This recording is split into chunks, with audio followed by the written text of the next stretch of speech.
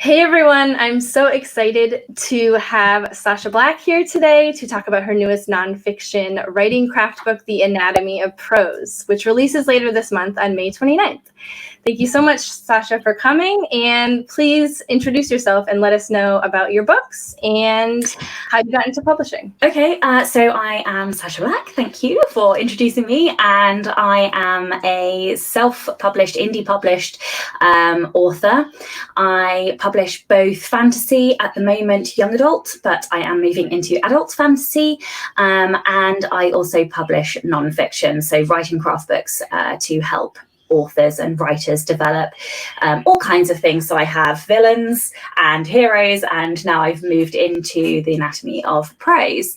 I'm also a podcaster. I host the Rebel Author podcast. I do some freelance work for the Alliance of Independent Authors, and I am developing a course as well, and I also developmental edit, although not as much as I used to do because it's quite time consuming. Yeah, I think that probably summarizes an intro. I also wanted to extend congratulations on releasing a book. How is it going releasing a book during a pandemic? I think there are loads of factors at play here. So my general sales are actually up. So that is one thing that I think is interesting. I don't know, and I don't know why that is. I don't know if that's because people have now normalized to being in a coronavirus and therefore they are looking for entertainment or what. But yes, my sales are definitely up at the moment. That said, my pre-orders are down. Now, there are still 3 weeks to go until the launch. So, I haven't really put my foot on the accelerator yet for the marketing. I've only sent one email to my mailing list. So, I haven't done the bulk of my advertising. And so in that sense, they're probably actually up because I haven't put my foot on the accelerator. So it's really hard to say. The other thing that's hard is that with paperback pre-orders, you can't do those through Amazon. You can only do them through Ingram Spark. And unfortunately, Ingram Spark don't give you pre-order metrics until after they're finalized, so until after the launch. So that is really unhelpful. I adore Ingram Spark. I absolutely love them, like to the bottom of my heart. I use them for everything, my hardbacks. But that particular lack of technical information is a bit of a bugbear of mine because it's very hard to measure whether or not your pre-order campaigns are working when you can't, find out if you've got paperback pre-orders, especially with nonfiction, because lots of people do buy nonfiction in paper. So yeah, otherwise it's much the same. I work my marketing principles on marketing principles regardless of what the economic and social climate is. So it's very important to have a mailing list. I have my mailing list. I've grown it for a long time. That is a huge source of sales. And also my podcast. So I'm preparing some special episodes. I'll be doing possibly, if there's time, I'll be doing a more of an author tube video. I'm not going to be an author tuber. The podcast is enough at the moment. But yeah, so I don't know. I think it's too early to say. There's still, like I said, still 3 weeks to go before the launch. So on my channel, I've been doing for 2020 writing craft book reviews because I have so many and they're just sitting there and I'm sort of in like an input stage of my life that I just want to keep absorbing information. So I'd like to know what your favorite writing craft books are and how have these books influenced both your fiction and your nonfiction books? Okay, so I didn't necessarily pick my favorites because lots of my favorites are wildly popular and I'm sure you've had them probably on the channel already. So what I did was I tried to pick books that have influenced me for particular reasons. So the first one is a bit of a cheat because it's more on the mindset. So I tried to divide the books that I was going to recommend by mindset, business, and craft. And I hope that's okay. Yes, I had to rebel a little bit. So the first one is called The War of Art by Stephen Pressfield. And this is a telltale sign of how much I liked your book because the more post-it notes you have in there, the more I've taken from the book. But so this book is very much about mindset, and it talks about resistance. Stephen Pressfield basically coined the term resistance with a capital R. And it, for anybody who is struggling to either get the words out, to form a habit, to just do the work, Stephen Pressfield is amazing. Now, I do say that with a word of caution, because with mindset in particular, I think everybody has a voice that appeals to them, and therefore everybody has voices that don't appeal to them. So like, I have a group of friends and we all read a lot of self-help books, and some of us in the group will love one particular book and others in the group won't. So yes, I do give it a caveat and a caution. I don't think there's necessarily anything that's completely new. If you've been reading a lot of mindset books for a long time, there might be no new information in there. But what there is a very unique way that he says everything. And that's what really appealed to me. And it really opened my eyes to what resistance is and how to overcome it. And yeah, I mean, it pulls no punches. It's a bit of a kick in the butt, if I'm honest. But yes, I loved it. So that was the first one. So I will hop and skip to a craft book now. So this one is called Self-Editing for Fiction Writers: How to Edit Yourself into Print by Renee Brown and Dave King. You can see, again, I took a lot from this book. This book is, I think, so much more than just an editing book. It really delves into craft. There's a lot on dialogue in particular in here. I don't think they intended to do that, but they did focus quite a lot on dialogue. And so I always recommend it for anybody who is struggling with their dialogue as a book to read. So they talk about it in terms of self-editing, but actually I just think it is a very good holistic view at how to write better, mistakes, things to avoid, that kind of stuff. Okay, so back to mindset. So the next one is Big Magic, and there are no post-its in here, but I think it might be because I read listened to the audiobook, and then so that would be why. But I adored this book because a very similar reason to the mindset book. It is a mindset book. Essentially, it's about creativity.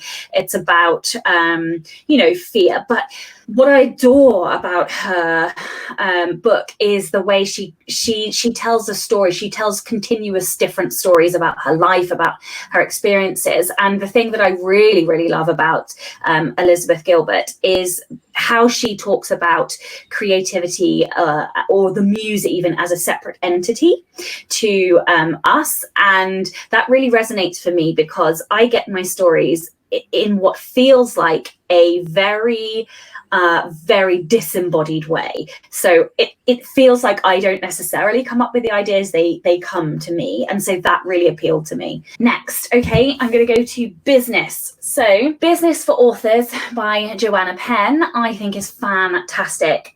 She says herself that this one isn't one of her bestsellers, which I find astonishing because it is such an excellent book. It is basically a grounding in everything an author needs to think about, everything an author needs to know in running a business. And she herself says that quite a lot of authors don't really want to run a business, they just want to write books. And so that's why they don't necessarily, that's why the market is smaller for these kinds of books. But that is what we are doing. We are running businesses, and even more so as indie authors. And so, yeah, it is just a fantastic grounding. It opens your eyes. I read that one really early on, and it helped to frame my mindset around making money and, turning this into a business. So yeah, I highly recommend that one for any new writer, even any writer who's got a few books out and might not be where they want to be. Go back and read the basics because it will help. And last but by no means least, this was, I think, my favorite book of last year. So this is The Emotional Craft of Fiction by Donald Mass. And oh my goodness me, This book is fantastic. It goes so deep into the craft of, basically, as it says on the tin, creating emotion, at the character level, at the story level, at the sentence level. It is phenomenal. And that book in particular changed. I can't necessarily put my finger on one thing that has changed, but I know after having come away that my prose and my stories and my characters were different after having read it. Certainly had more depth. So yeah, I of all of them, if you want to improve your craft, go and read that book. So you started off with young adult fiction. No. So kind of. Yeah. So it's a complicated story. So I wrote fiction first, and I wrote flash fiction, short stories. I wrote a young adult novel, had written a lot of fiction, but I hadn't published any fiction.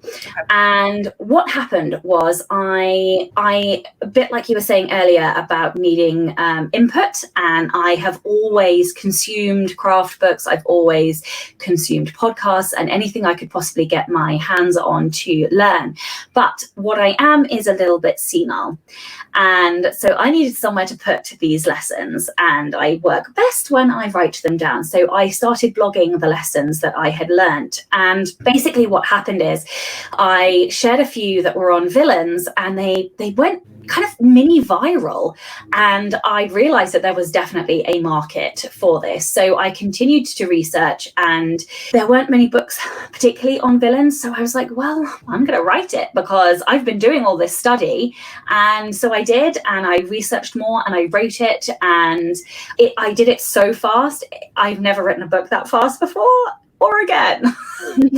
But I wrote it in 4 weeks, and it was out, I think. Yeah, like so I think when you input so much information over time and you then come to write it, it just outpours. It's so different writing nonfiction to fiction, which maybe we'll come to later. But so I actually ended up publishing the 13 Steps to Evil, How to Craft Super Bad Villains first, just because there was a hole in the market, and I knew I knew more, and I was more comfortable. So I published that one, and then I went back to the young adult fantasy. Yeah. And then it's been a mishmash of whatever since. So. Oh, nice. So yeah, that was my question, was how you got into nonfiction. And I think that's interesting because I know in the Anatomy of Prose, you talk about taking snippets from things that inspire you and writing them down. And you seem to have done that with your blog post. So I find that very interesting. Yeah, that is literally. So for anybody who hasn't read it, I basically,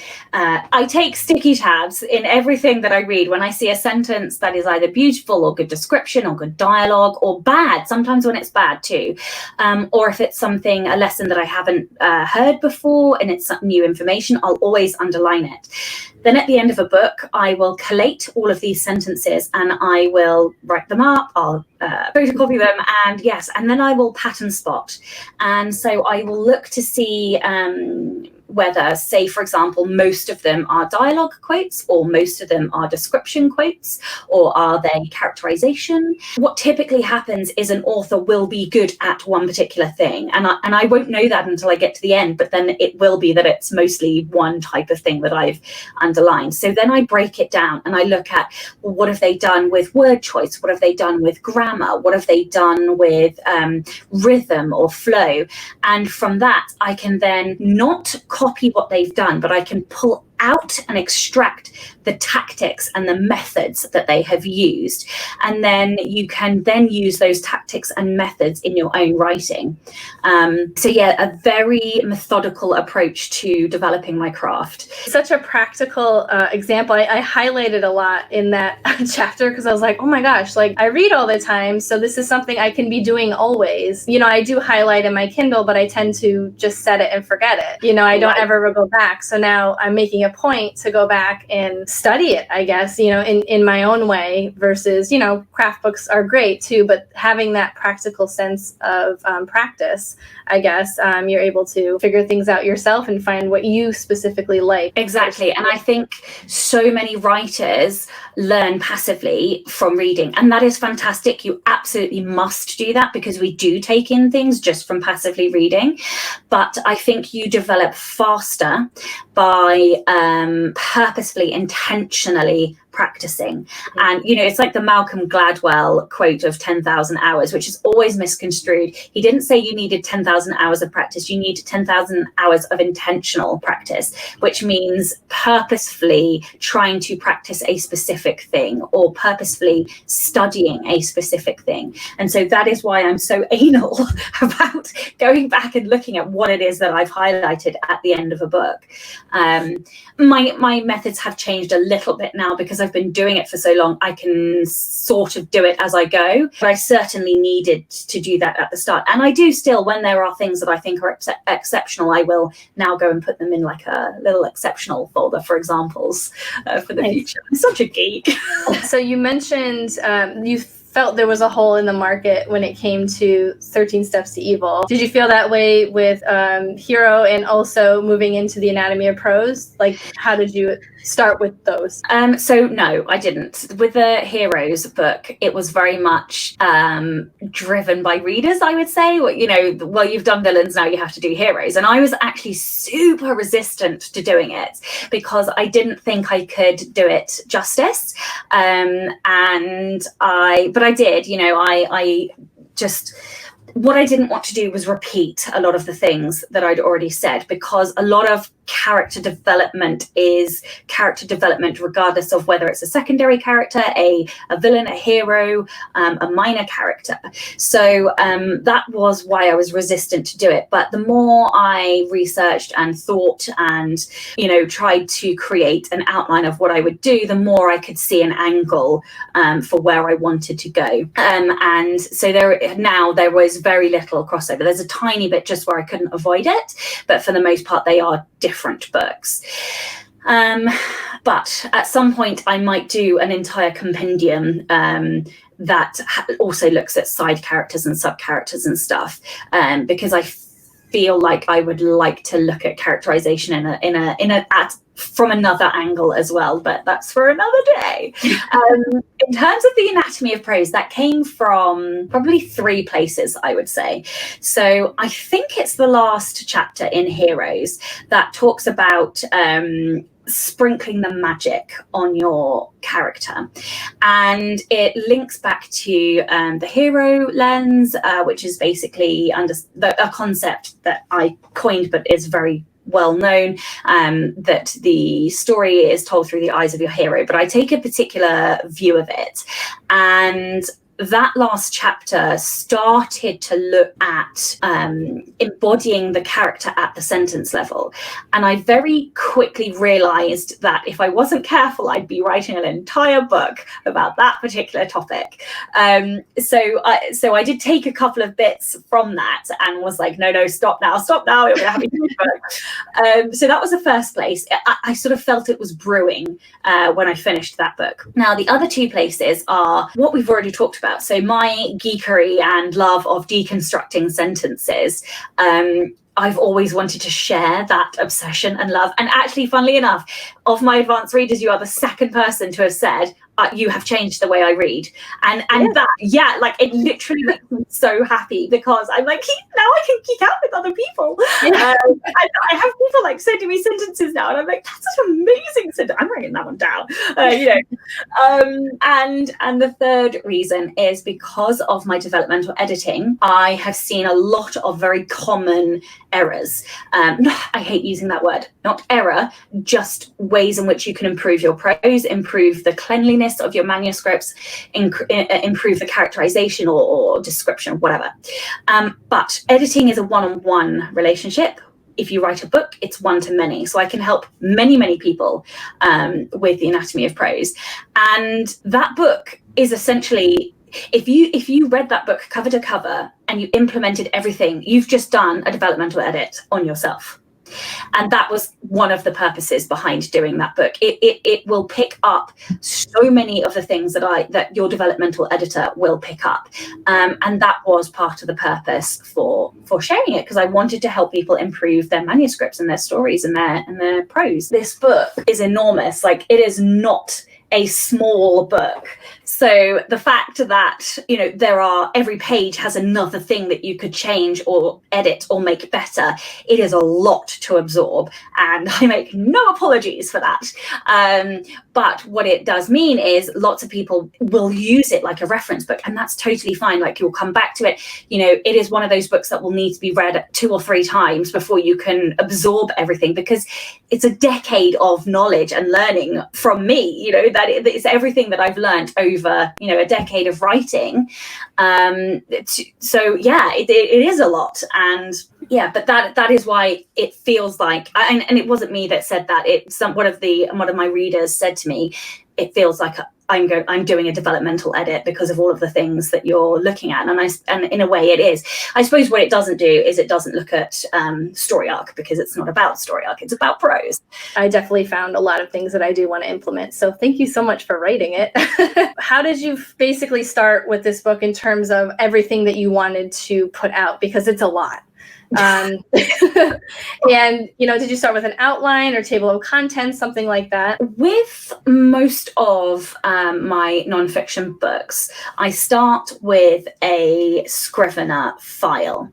And so very much, it's funny, and until you just asked me this question, I don't think I realized that I did this, but I almost follow the same method of reviewing the sticky note tabs that I have got in terms of how I then structure my books. So what I will do is I'll consume information, even though I probably would have done that for a long time before, and I've got most of the knowledge in my brain. I then always purposefully read on topic, so I will read everything I can get my hands on, and then I will stop reading whilst I then go and write. So I will have put quotes in folders. I'll have put paragraphs of my own thoughts or learnings. I'll put links to websites or whatever. So wherever I have learned something, got research, got ideas, and I will folderize them. I don't know if that's a word, but I'm making it a word.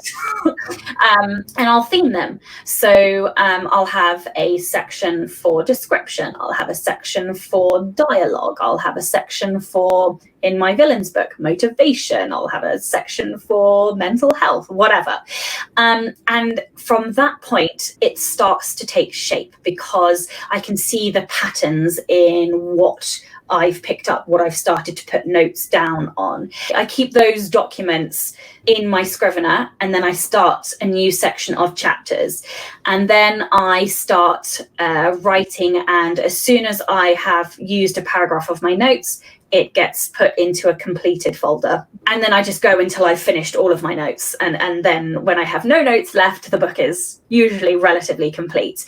Now, that said, nonfiction is super hard to structure, because you have to take somebody from basic to advanced, and you also have to weave a story and have a voice, and you have to be educational. So it is a lot more complicated than just that, but that is definitely how I approach it. So I wouldn't say I have an outline as such, but I certainly know what my chapters are before I begin, and I know what information I want to put in them, but they always change. So I think when I started, prose was 18 chapters, and then immediately as I started writing, I cut it down to 15, and then I cut it again to 12. Doesn't always work that way. Sometimes it gets bigger, but yeah, this one I definitely condensed. The hardest bit for me was the final chapter, which was actually chapter 4 originally, and it just didn't work there because it's so massive. And it felt much more like a reference guide. So I put it to the back, because then it felt like the end. But it's like 20% of the book, like one chapter. So that was the hardest thing. I was like, do I just completely remove this? What do I do? Anyway, so yeah. Yeah, well, that's interesting how you weave a story. Like, you don't really think about it when you think of a nonfiction book. You just think of like a textbook or just something giving you information. And that leads into my next question about author voice, which you differentiate when it comes to author voice and character voice in the Anatomy of Prose. Yours specifically, I haven't read many craft books that I feel like I'm just chatting with a friend. I've seen, heard your podcast, and when I read your book, I could hear your voice just by the way that you wrote it. So I just wanted to know, like, how important is it to you to stay true to yourself in your writing, especially in your nonfiction books? And do you find that easier or more difficult in fiction? So I loved this question, and I get told quite a lot that people can hear my voice in my nonfiction, and I very intentionally write that way, because it is first person nonfiction in a way, because I am authoring it, and I very much try to talk to the reader. So I suppose there are fourth wall breaks as well in there. Author voice is really important to me, and it's one of the reasons I absolutely love writing nonfiction, because I get to be my most authentic self. And I very much feel like my nonfiction represents not the truest version of me, but a very prominent version of me. The version of my author voice in my nonfiction is what you see on live videos, it's what you see in interviews, it's what you hear on the podcast.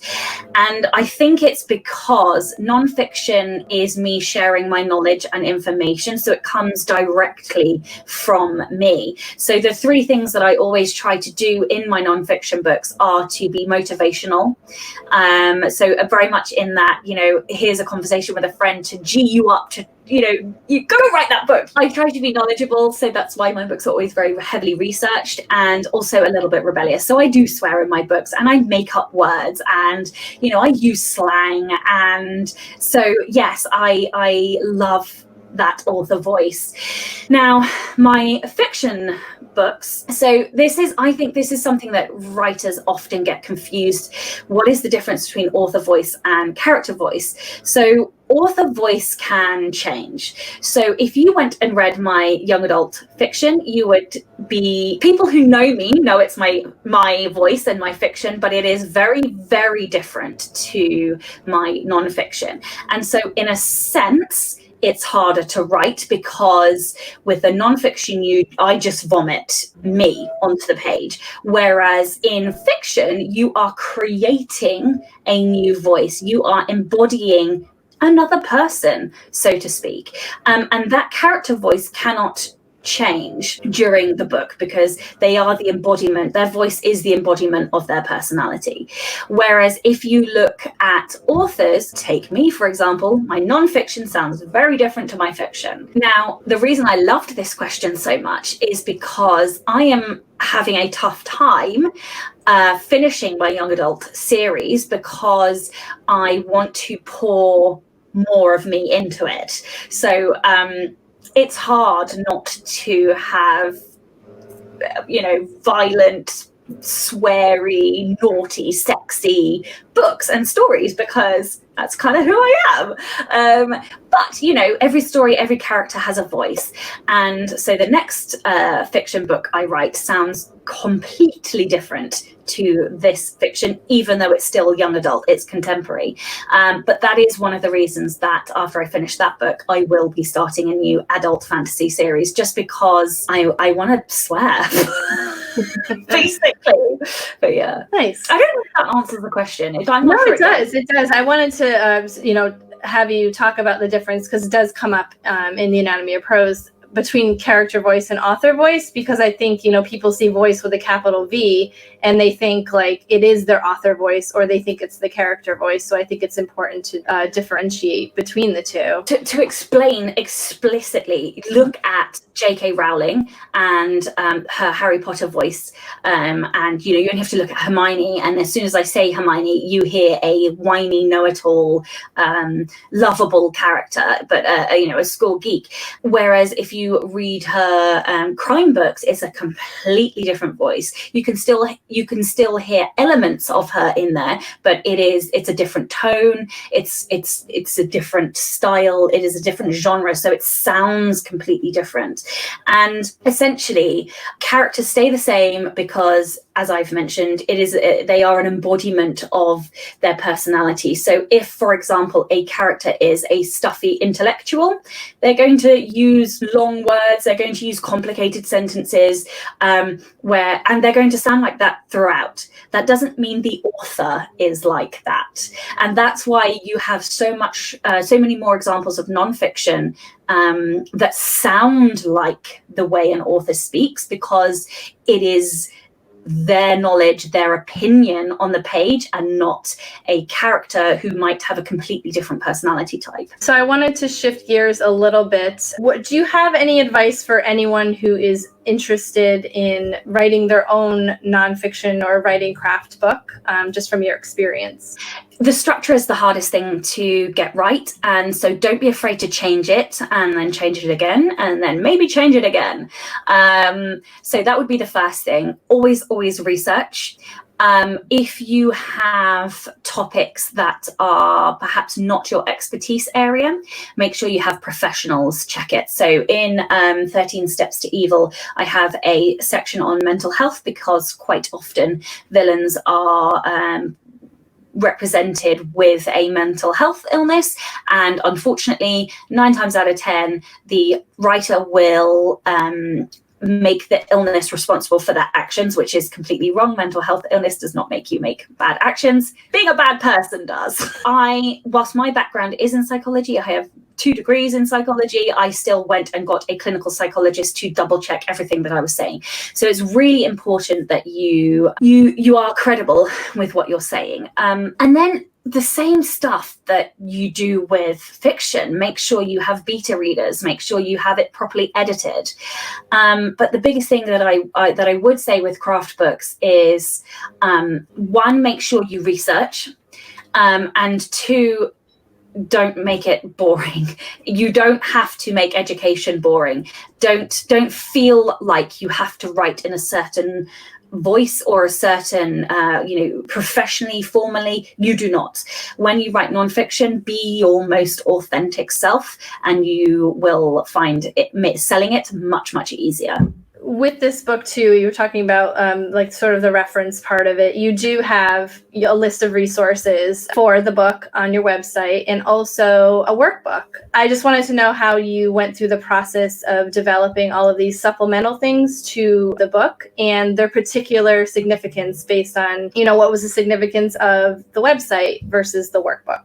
Mm-hmm. Okay, so I have 2 supplemental things and then a workbook. So the first supplemental thing is a self-editing checklist. It is in the book, but obviously most people don't, a version of it is in the book. So the thing is, most people don't want to mark their books, or they'll want to reuse them. So I created the prose checklist. So just how you were saying, earlier before, you like to read and then write things down that you're going to go away and implement. I tried to shortcut that process for people to say, here's a list of all the things that you can improve that have come from the book. So it's essentially a cheat sheet, I suppose, that people can use to edit their manuscripts and to really improve their prose. So that was the first one. That one people can get by signing up to my mailing list. The other one that I did was a download essentially, and there's a few lists of words. So for example, common crutch words, these are basically words that people repeat.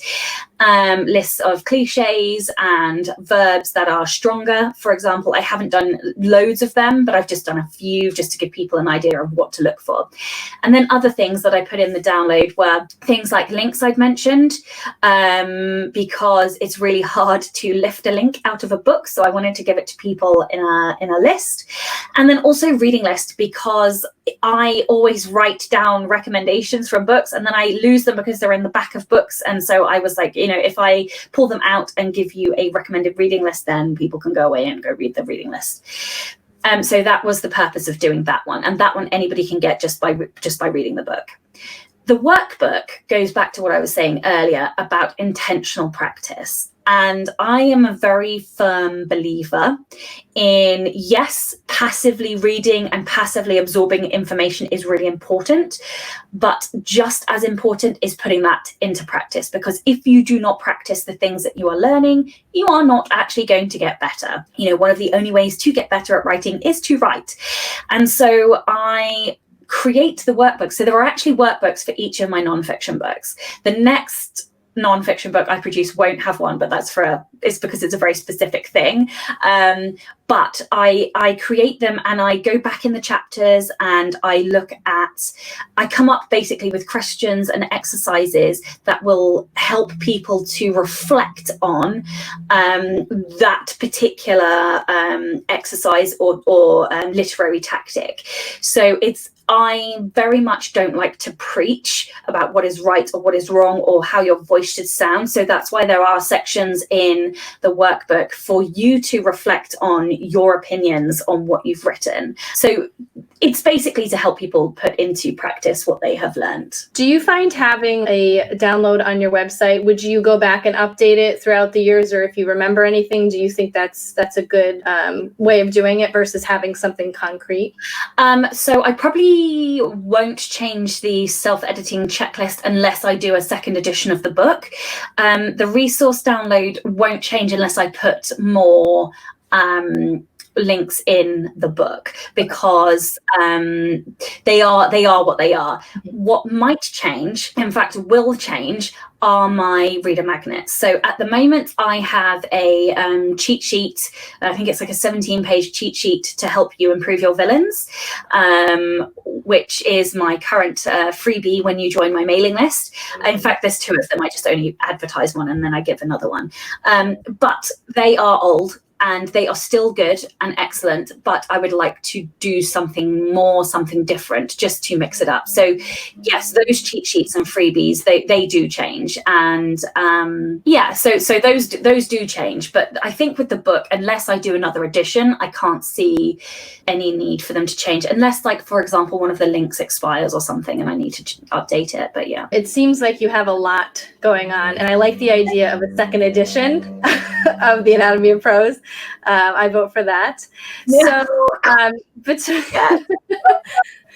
So between all of the things that you are doing, your podcasts, your books, what is your exact process, or somewhat of a process? Because I know it usually changes.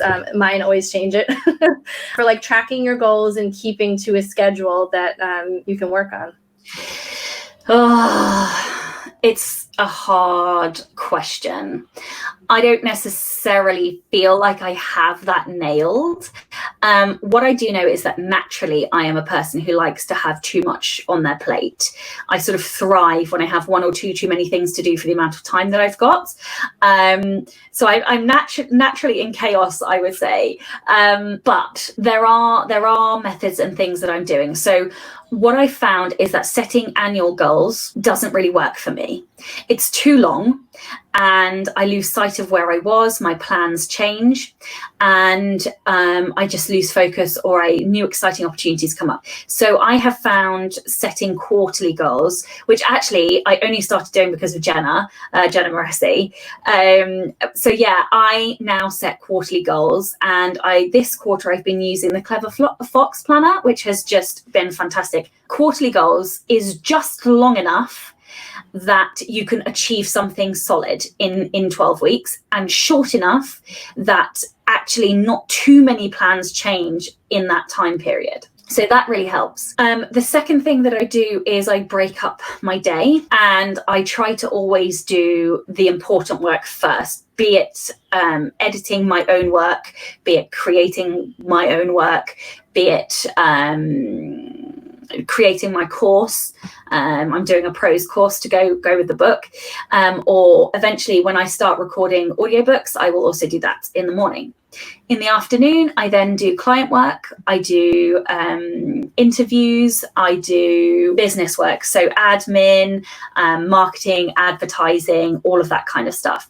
Then in the evenings, I then do podcasting or interviews like this. So it's evening in the UK now. And then when I'm not interviewing or podcasting, I should be resting. But what actually happens is I sit on the sofa with my laptop, we put something on the TV, and I continue working on my laptop because I don't know how to relax. So part of the reason that I get so much done is because I don't really stop working.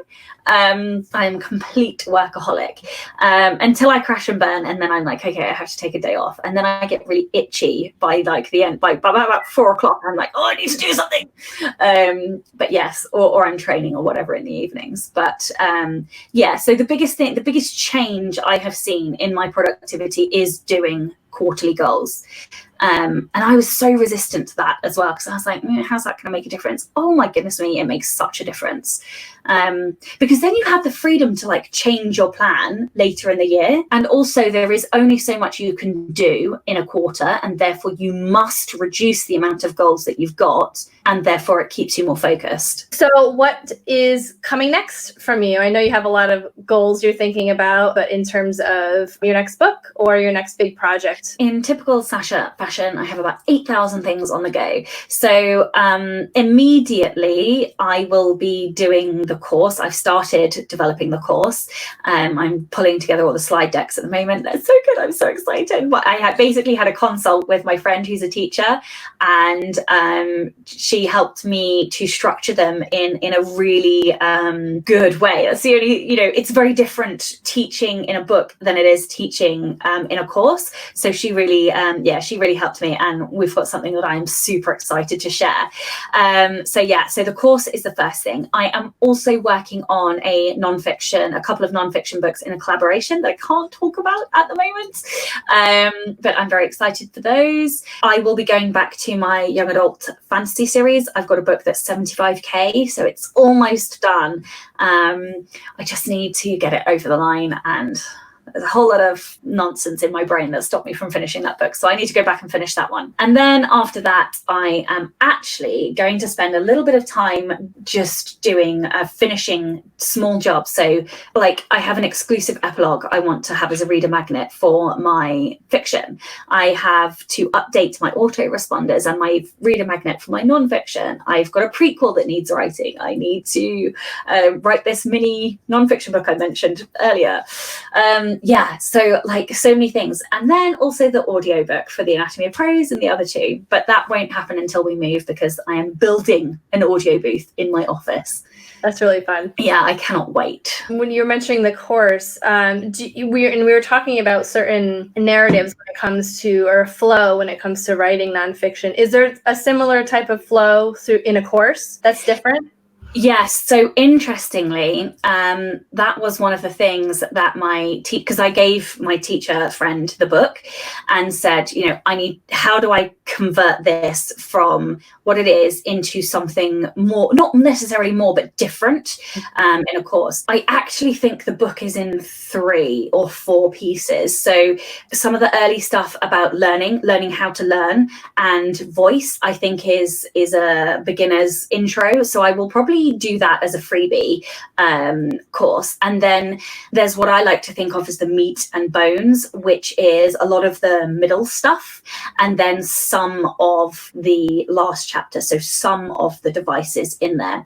Then the character section, I think, should come out and should actually go in a course with my other 2 books on character. So I don't know, earlier on I mentioned that I felt like there was something, I wanted to come at it from a different angle, and I actually feel like there's a piece missing that I want to add to these 2, and part of that will be a book and part of that will be the course. And then there is a self-editing piece, I think, that overarches the whole book. Some of the section 11, I think it is on self-editing, and some of then the devices that are harder to crack, I think, then would be in an advanced course. So I feel like the book is going to be hacked into 4, because, like you said, it is a lot. And to put that into a course would be hours and hours and hours of material. And I just think it would be too much and too overwhelming. So yes, there is very definitely a flow. And I think in order to give the most and for writers to get the most out of it, I need to chop it into pieces that make sense. Awesome. So we heard about your newsletter and where we can find you. I'm assuming that's on your website. Yeah. Where else can we find you to follow all of your many, many projects? Okay, so my 2 podcasts are the Rebel Author podcast and Next Level Authors, which you can find on your podcatchers or on YouTube. And then I am most active. So I have a Facebook group called the Rebel Authors. So just search Rebel Authors on Facebook and you should find us. And then I am most active on Instagram, and I am at Sacha Black Author, and that is Sacha with a C, so SACHA Black Author. I think that's it. I'm wide as well, so you can get all of my books everywhere. And I'll also link all of these in the description below so that no one misses out on any of your awesome projects. I'm so excited to talk to you and to see what you have next. And the Anatomy of Prose again comes out May 29th. And I highly recommend, if you're looking for a new craft book, if you're wanting to hone in on your line level and improve yourself as a writer, you definitely should get it. So thank you so much. No, thank you. Thank you for having me.